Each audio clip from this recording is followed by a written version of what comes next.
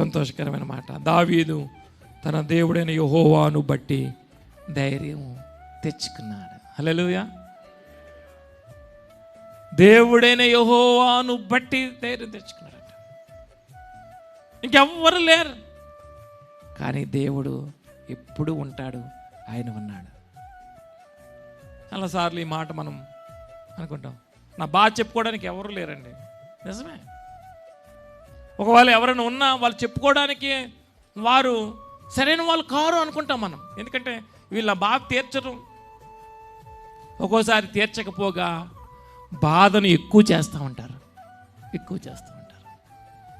దావీదుని బట్టి మనం చూసినట్లయితే ఎవరికి అంత ఇబ్బంది రాదు. చాలా గడ్డు కాలంలో ఉన్నాడు. ప్రియమైన దేవుని బిడ్డలారా, కానీ దావీదు చేసిన పని ఏంటంటే దేవుణ్ణి తలుచుకున్నాడు.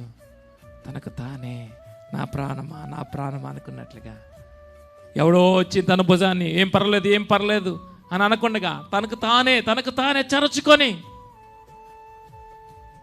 భయపడద్దు అని తనకు తానే ధైర్యము తెచ్చుకున్నాడు. హల్లెలూయా.